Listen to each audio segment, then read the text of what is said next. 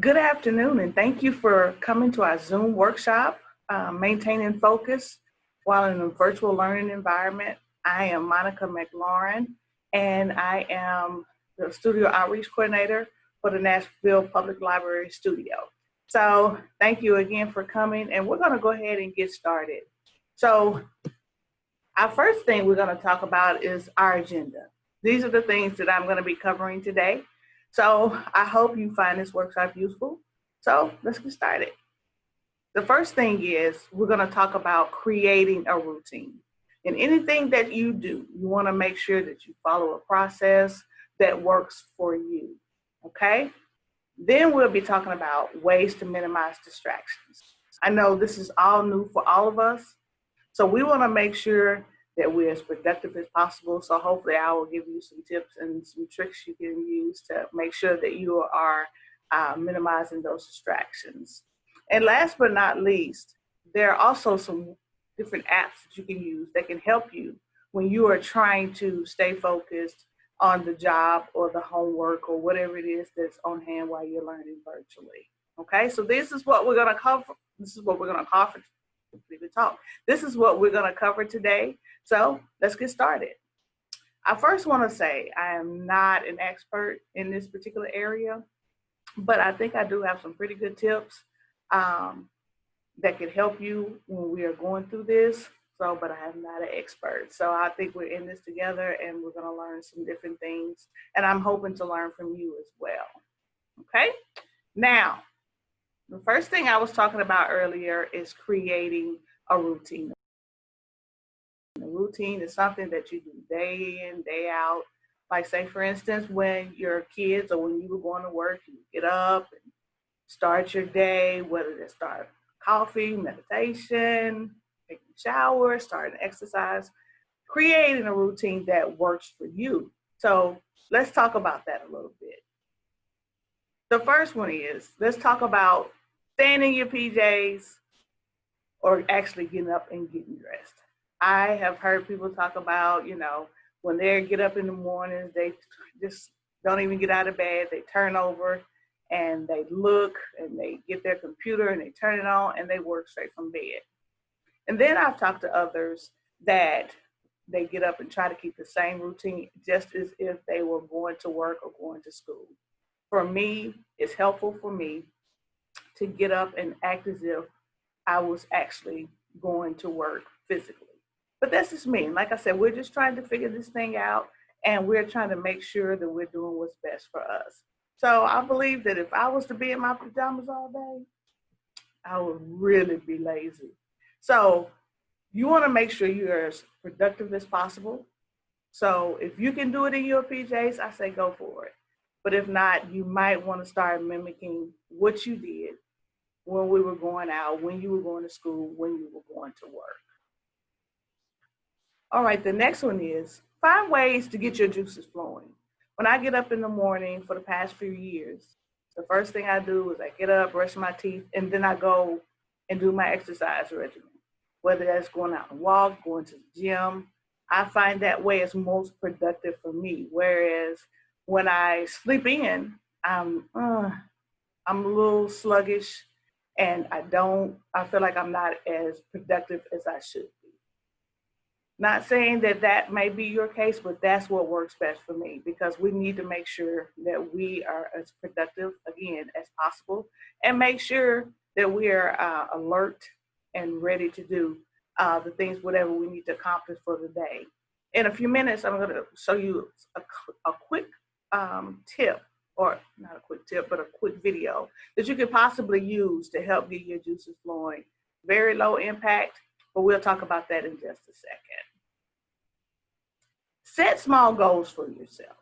One of the best ways that I've found is called the Pompadouro Technique. And what that is, it's like putting your schedule on a timer. Now, I know you might not be able to do it when you're actually in a meeting or if you are getting instruction from your teacher, but when you have your self-study time or your own individual work time, the way the Pompadouro Technique works is 25 minutes on where you are working, dedicated just to working without stopping. And then after that, you get a 5-minute break. Breaks are important, I think. So you do 25 minutes on and you actually have a timer. 25 minutes, 5-minute break. And then on the fourth rotation of that, you can graduate to a 15-minute break. But what that does is gives you goals to look forward to. If you need a break, you're like, I know if I do this, it's 25 minutes, it'll be so much better. I know I got a 5-minute break coming. So there's several other techniques out there, but that's just kind of what I found to be very productive. Be consistent. I'm going to say, don't follow me in this particular situation. It's better all the way around that I keep the same routine. Get up, wash my face, brush my teeth, put on my workout clothes, go in to the gym or go to the park where I'm going to do my walking, or go to my mom's house, use the treadmill, any of that. I have to be consistent. And if you're going to work in your PJs in your bed, that's fine. Whatever works for you, but be consistent with it. Because when you're consistent, you can always make sure that you actually can reward yourself, whether it's that ice cream cone that you've been wanting to get, or maybe you have a new outfit that you want to get. Just find little ways to reward yourself for being consistent and being productive like you need to be during this time. All right. Now, I want to show you this video here. I'm not going to show the whole video, but this is just like a little small, low impact video with exercise to help get you up and moving and get you focused, okay? Have you ever found it hard to wake up in the morning, get going, and get moving? So I'm going to offer you a wake up workout. So we're going to get you moving, put a little smile on your face as we get going. So first of all, I'd like you just to give a little rock, side to side. Relax your arms. See, it's very low impact. Just something to get your heart flowing. It's just 3 minutes, okay?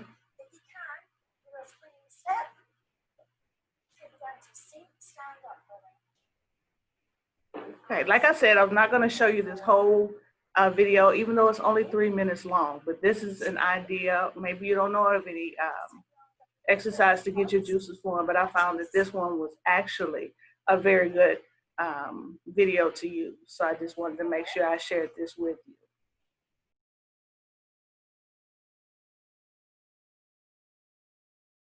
Now, while we're moving on, I want to ask you this question. What does your current learning and or workspace look like? The reason why I ask you that, because distractions can really wreak havoc when you're trying to be productive. So you want to minimize distractions whenever you can. The first one is you want to make sure that you experiment with different spots in your house.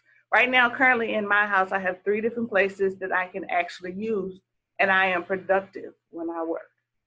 So maybe it's in your bedroom, maybe it's in an open space, who knows? But you want to make sure that you get the most productive spot where you will be productive and you will be focused on what you're trying to accomplish on your task that particular day. The next thing is, if your kids, if they're in their room or wherever they are and they are actually supposed to be paying attention, they're supposed to be paying attention to their teacher, doing homework, try to pack away toys, phones, video games, anything that will distract them while they're actually learning. None of that needs to be on their desk, because remember, we want to focus. And I'm sure it's challenging enough to be in a learning environment and you're used to being in school. So you want to minimize any distractions such as toys or anything, phones, any of that can keep them from being productive. The next thing is, do you prefer a quiet background where there's no noise in the background, or do you need some kind of background noise? Some people I know, they just love everything to be quiet. They don't want anybody talking. They want everything to be quiet. For me personally, I prefer some kind of background noise. I can't do it, of course, if I'm in a meeting or if I am doing some kind of instructional workshop such as this, but I prefer having some jazz music in the background, just something to keep my focus, and that helps me. So you want to look at that. Is it helpful to have a little music in the background? Who knows? Or do you work better when there's no noise, when you're actually working? So that's something you want to make sure you take a look at. The next thing is, are you better at working in your bedroom, or is it better for you to work in a common space? I know sometimes, especially when you're young, you're in your bedroom, you have a lot of distractions, and you're on the computer all day. It's tempting to, put your laptop in the bed with you. You're not paying attention. So maybe you need to be in a common space that somebody can see, where mom and dad can walk by and see what you're doing, make sure you're paying attention. Or if you're an adult and you're working, sometimes, our bedroom, that's where we sleep, and that's what kind of energy that particular space gives off. So you may need to be in a common space. But if you're comfortable in your bedroom, I say go for it. Again, we're trying to find the best way to minimize our distractions for ourselves. Okay. Now, this is something that I know could be a challenge for parents who have more than one kid. They may motivate each other if they're in the same space, and I can look and see that my big brother is doing his work and he's motivated and he's focused. So maybe that would inspire me. Or maybe if one is not doing as well with the virtual learning and needs a little push, we don't want that to rub off on the other sibling. I don't know about you, but during this pandemic, I have made several purchases from Amazon. So maybe if they're all in the same space, maybe it's possible to use some scraps you have around the house or some of these Amazon boxes that they're sending and create dividers in between the siblings and let them decorate it. They can put their schedule on what they're supposed to do on that particular day. Let them decorate it, let them go crazy and decorate that. But that's serving as a boundary, so they don't get distracted by their sibling. There are all kind of different creative ways, and I know that a lot of people in this particular workshop or attending this workshop are very creative. But siblings can sometimes be a great influence, and sometimes they can not be such a great influence. You might need to put some barriers in between your siblings to make sure that they are not a distraction and they stay focused.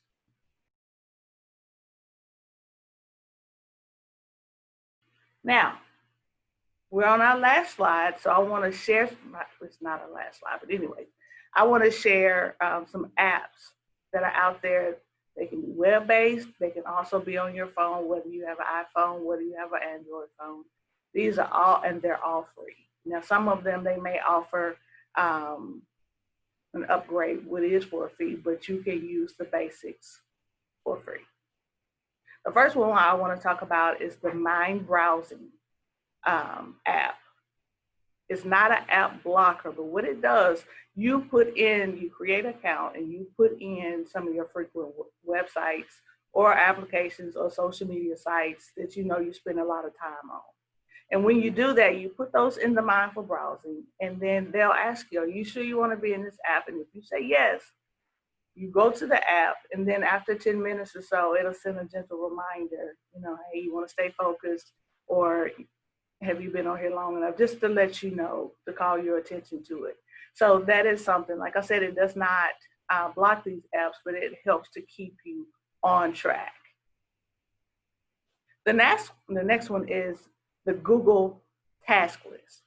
This is something that I think that I need to start using. You put on there what your goals are for the day, the things that you plan to accomplish for the day, and once you do that, you check them off. And it keeps you on task. It keeps you focused on the things that you need to accomplish on that particular day. I find great joy when I do use it, making sure that I've checked off all the tasks that I want to do for that particular day. So that is another great free thing you can use. My Study Life is an app Like I said, it could be on the web or it could be on your phone, where you put all your classes in or all your meetings, whatever your class schedule is, whatever your meeting schedule is, you put that all in there, and they give you reminders on when those classes are, when those meetings are, allows you to take notes, and they also give you reminders right before these particular things happen. A student referred me to this, and I looked into it, and it's very helpful. So you want to make sure that when you go into it, you create an account. Of course, yes, you have to create an account, but it is something that is very useful to make sure you can put in there if you have a paper due or if you have a report due, it will keep you on task with that. So it's really a useful app. So you want to make sure you take a look at that. And then the last one that I want to talk about is Evernote. It's just an app, like I said, iPhone, web-based, it doesn't matter. But you actually, it's just like some of the other ones, just like a task list. It keeps you focused, and then it's universal, and it's all synced, and you can use it, and it keeps you organized. And you can also put a lock on it. So if you have something that you want to keep private, you can put it in there, and you can put individual locks where you would have to have a code to get in to get to those particular tasks. So it's pretty cool. It is free, but if you're actually wanting to upgrade and get more storage space, you can do that, but it's not required. So I just wanted to show you some examples of what a task list or what your routine may actually look like when you are actually creating for yourself, whether you're a teacher, whether you're a parent, whether you're a kid. Like say, for instance, if you're a kid, you can create, like I said, have fun with it. You put your classes in here, what time they start, and just mark it off. This is pretty fun. It could be in their room right before their desk, or if you have created barriers or boundaries around their space, they can put it in their particular space. So that's a fun one. There's some for teachers, for parents. They're really good. And then also some other helpful apps is the Focus To Do. If you remember earlier, I talked about the Pompadouro technique. Focus To Do is based on that particular technique. And they have, you put your task in there, what you want to accomplish for the day, and you just push the starter, and it'll give you your first 25 minutes, and then it'll time your break, and it'll keep you on task. Another way and another app that is helpful keeping focus, some people may be into meditation. I found that the Serenity app is really good for that. It's been helpful for me to make sure that I get to bed on time, and it helps very calming to help me to get sleep. So when I do get up in the morning, I'm well rested. But they also have things for focusing during the day. It's all kind of stuff on there. So these are a couple of other applications that you can use that can also help when you're trying to maintain your focus while doing virtual learning and or working. So I don't see anybody on the feed, but I will make sure that I share this video. And if you have any questions, I'll put my information at the end of this video. And if you have any questions, feel free to email me, and I promise you I will respond. If you're interested in seeing this Zoom after it has aired, we can also get you that as well. Again, I'm Monica McLaurin, Studio Outreach Coordinator with the Nashville Public Library. And I look forward to hearing from you. And if you have some spaces that work well for you to minimize distractions and help you with your routine, I would love to hear it. So you can email me those as well. And again, I will put my email address at the end of this video. I'll type it out for you so you can see it. And I look forward to hearing from you. Thank you for watching.